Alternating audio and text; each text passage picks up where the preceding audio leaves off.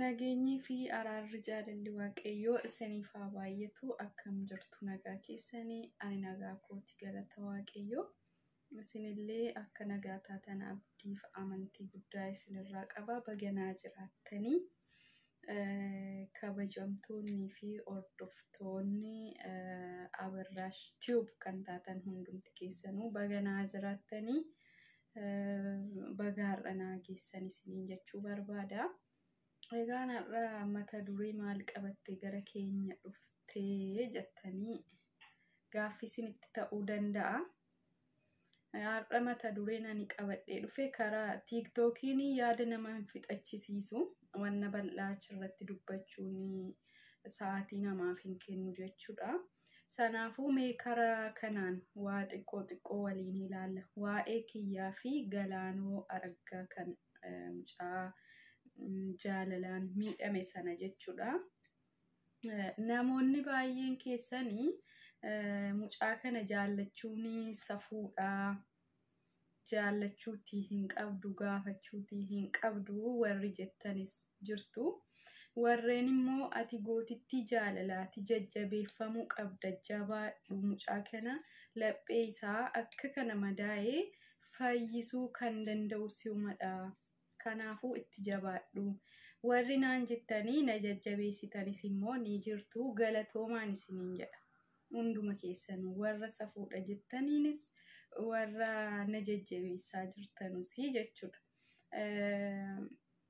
Egaan wantin walumaa galatti isinitti himuu barbaadu yeroo baay'ee akkam gootee, Galoon akkam ta'ee, eessa jiraa, wal argitee taayii, waliin haasoftee taayii, bilbila isaa argattee taayii warri jettanii haga yoona na gaafattanu ni jirtu jechuudha.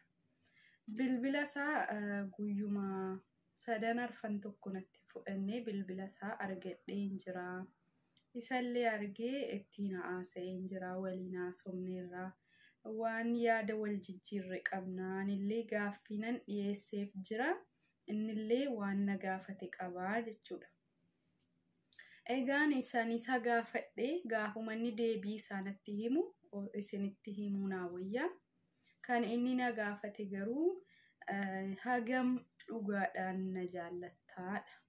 Hagam dhugaadhaan na jaallattaa, ni sobdaa, ani hin amanu, dhaltuu namanu kana booddee waan jedhu faatu irraa natti dhiyaate jechuudha.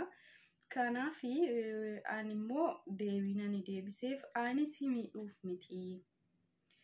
Yoo ati fedha hin qabdu ta'e jechuudha, wal jaallannee wajjin bultii dhaabbachuuf fedhii kiyya yoo ati hin qabne akka obbolaatti illee waliin jiraanna. Uumaa rakkina takka hin qabu.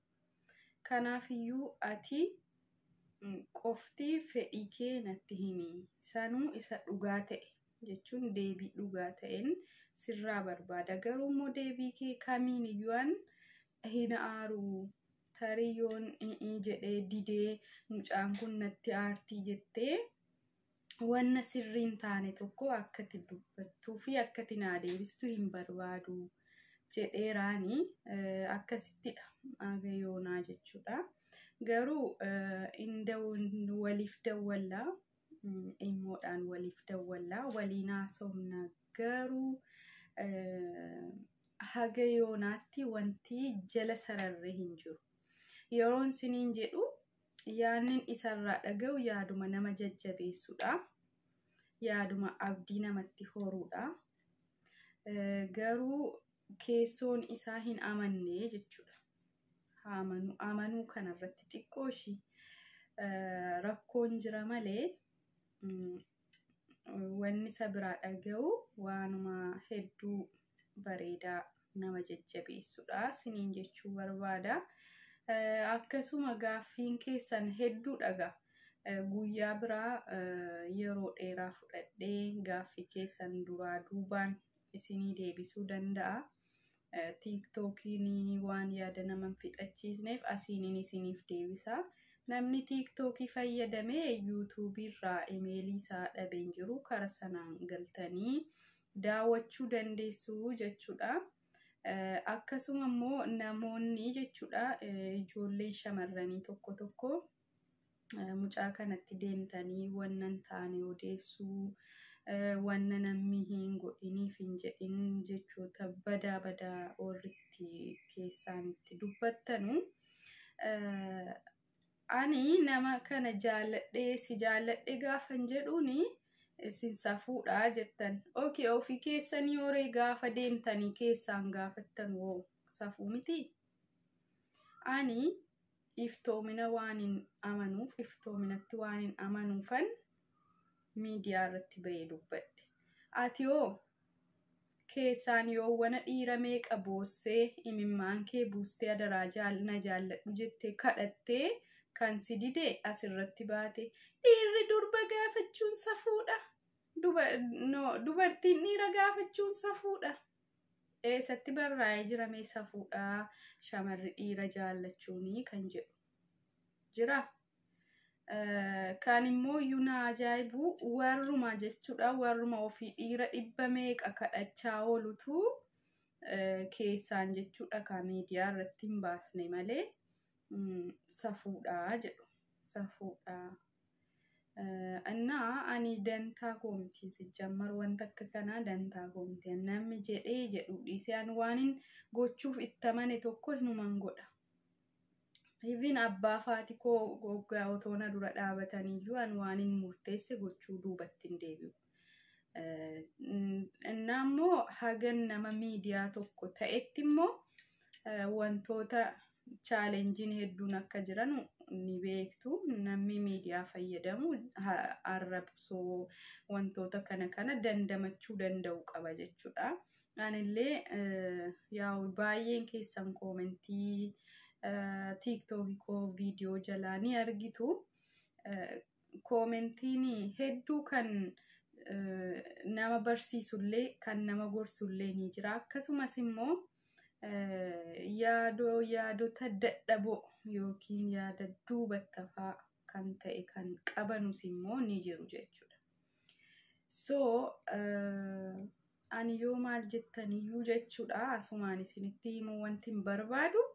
Maaliyyuu yoo jettan ani waanin karoorse dhiisee duubatti deebi'aa hin jiru. Kana asumaan quba qabaadhaa isiniin jechuun barbaada.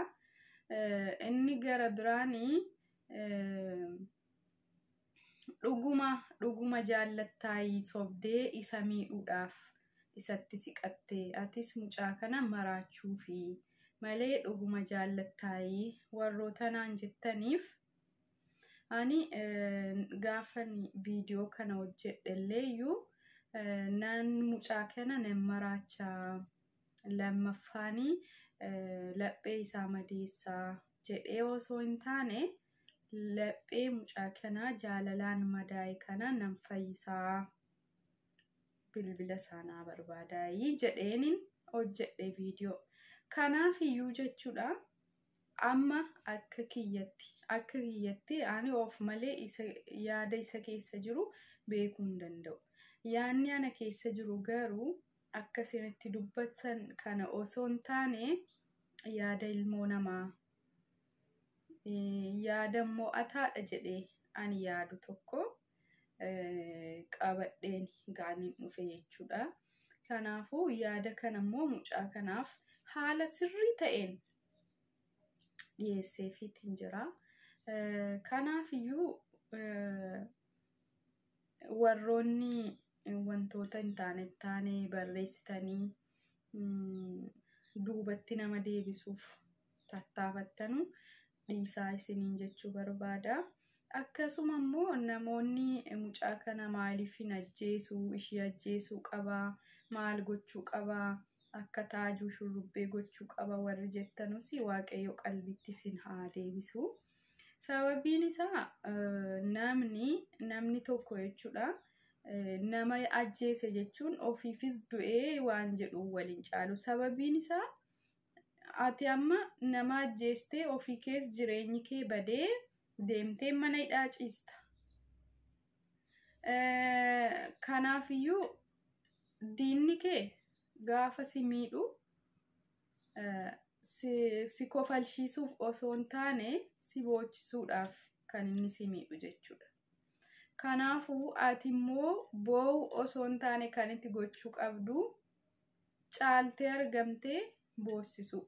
Bakka inni si yaade sanatti fi bakka inni itti kufaatii kee argee itti gammadu sana osoo hin taane dhaabbachuuf osoo hin taane kan itti tattaaffii gochuu qabdu isa caaltee argamuudhaaf, isa caaltee argamtee isa aarsuudhaaf malee silumaayyuu namni gaafa si miidhu akkati gammadduufi miti jechuudha. Isa kanaatiif iyyuu akkasitti naa hubadhaa isiniin jedha. Gaaffii keessan gaaffii obboleessi tokko karaa telegiraamii naa dhiyeessite jira. Gaaffii san itti yaadeetin guyyaa biraa viidiyoo biraatiin qabadhee dhufaa. Obboleessa kana maqaa isaas gaafuma sana isinitti himuu naa wayya. Gaaffii 3 na gaafattee jirta. Gaaffii kee sadanuu immoo gaaffii bareedaadha. Gaaffii nama barsiisuudhaalleeti. Kanaafuu galatoomi siin jedha. Gaaffii akkasiillee na gaafachuu keef galatoomi. Inshaallah siin deebisa jedheedhuma abdii qaba. Yoon akka carraa sirrii hin deebisneef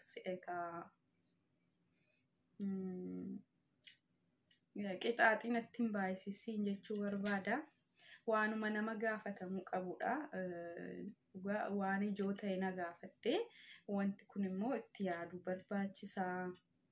Itti yaadee guyyaa 2-3 tokko booda kaalkuleet godhee tarii immoo kan deebii galoonnatti mu wajjiniin walii wajjiniin fidee isinitti himuu danda'a akka carraa ta'e yoonni kana gidduutti gaaffiin ani dhiyeesseef san seeraan hojjetee kan naaf dhiyeessu ta'e walumaan isinitti himaa.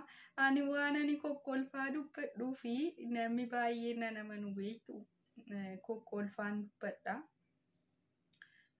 Saniifuu dhiifamaa siniin jedha. Ani sobeetii miti galaanootti kan siqadhee isuma dhugaatii amanaa isiniin jechuu barbaada. Garuu immoo isaaf soba inni akkuma keessan waan inni sobuu itti fakkaataa jira waan ta'eefu kanallee tsalootii godhaa isiniin jedha. Isiniin jaalladha hedduu isin kabajaa. Naaf jiraadha. Nagaa waaqayyootti naa tura.